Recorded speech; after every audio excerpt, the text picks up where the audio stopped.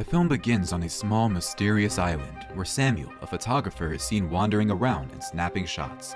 It is not a typical island because it has experienced a bizarre phenomenon that has caused all of the locals to appear to be hibernating for some unknown reason.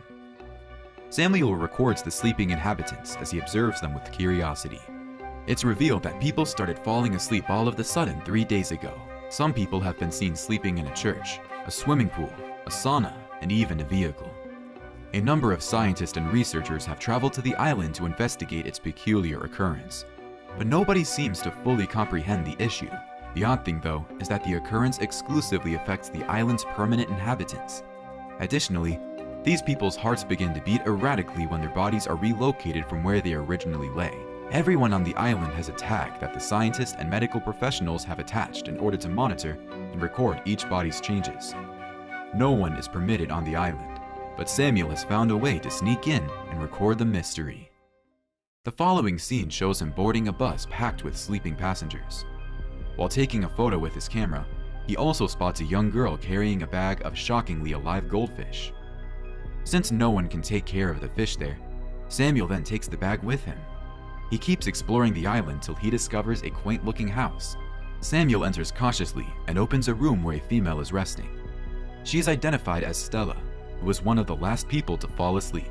He silently observes her before drifting off to sleep in the adjacent room, unaware that the medical professionals' guards are stationed outside the building. It is revealed that the government has asked everyone conscious to leave the island, so Samuel can be punished if he is found roaming around the place. Thankfully, they don't catch him that night. Samuel unexpectedly encounters Stella in the grocery store the following morning. He calls her name and tries to chat with her when she isn't looking. The moment Stella queries him as to how he learned her name, we come to the conclusion that everything so far has been a dream. Samuel wakes up from the dream and goes about his morning routine in the scene that follows. He converses with Stella as she slumbers while listening to the radio. This peculiar occurrence on the island is making headlines throughout the globe. What's more is, people have started to come up with various theories relating to the incident, and there are many controversies circulating around. Samuel leaves the house after getting ready, planning to explore the island more.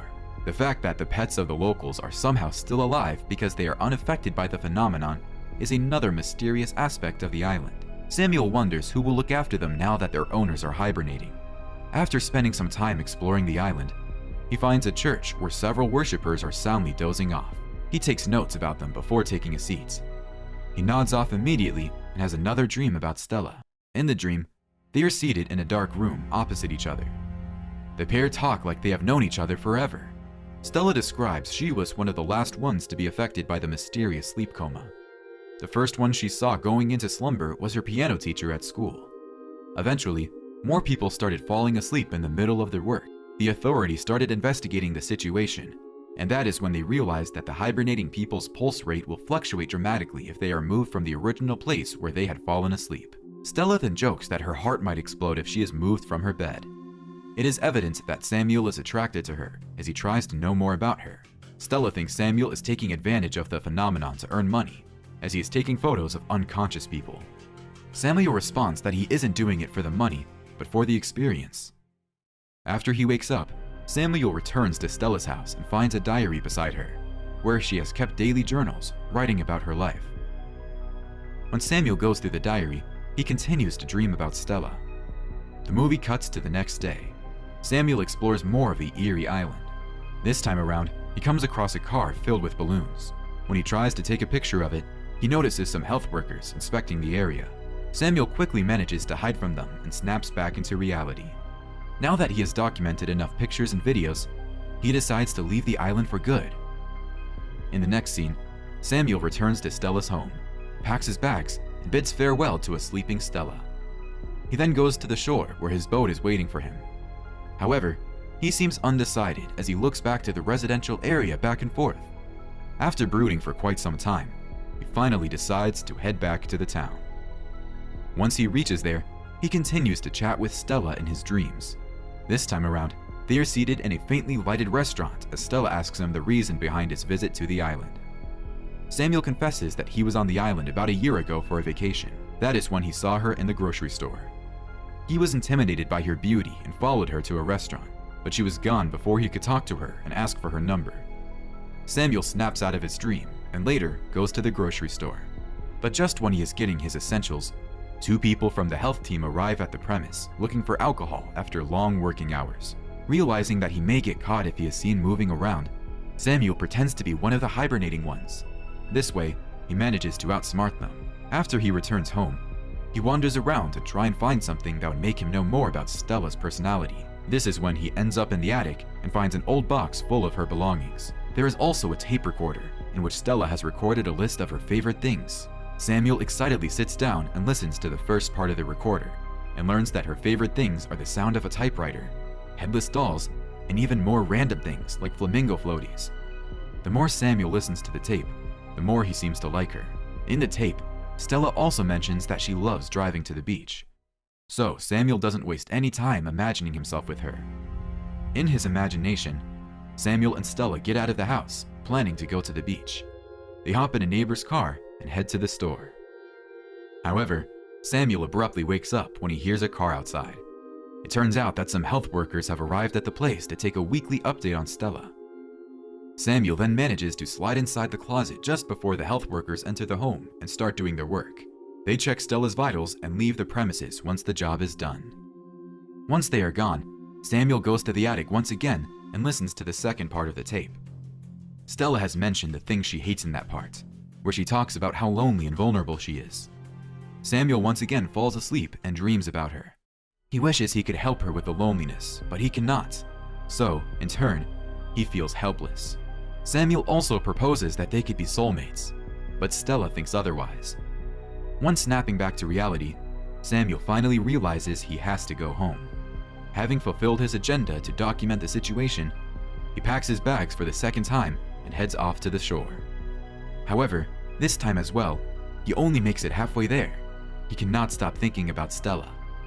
From starting now, Samuel decides to do everything that was on the list of her favorite things. Therefore, he cooks lasagna and drinks beer out of a wine glass. When he starts to get slightly drunk, Samuel once again imagines Stella sitting with him. He then sees a dream where she confronts him for not leaving her alone. Additionally, she mentions that the Stella he knows from her tapes isn't actually her. She is a far more different person. Samuel also realizes that their relationship is entirely made out of his head, and that he doesn't really know the real Stella. Having no choice, Samuel decides to leave the island for the third time. But this time, it's totally different. While heading to the shore, he feels extremely thirsty. The more he walks, the thirstier he gets. Therefore, to quench it, he breaks into a house nearby and drinks some water. But the pattern continues, because the more he drinks, the thirstier he gets. Suddenly, he starts hallucinating as the room around him seems to get narrower every time he tries to escape it. By now, Samuel looks anxious and really tired. He finally realizes that he too experienced the same feeling the hibernating ones felt when they were about to go into their deep slumber.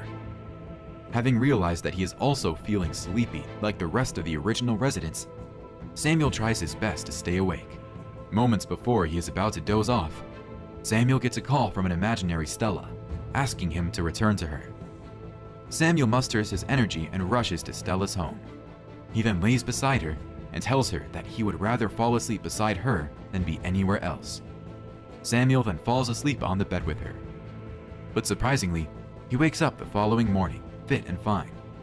Not sure how long he can stay awake, Samuel writes a note on a typewriter for Stella.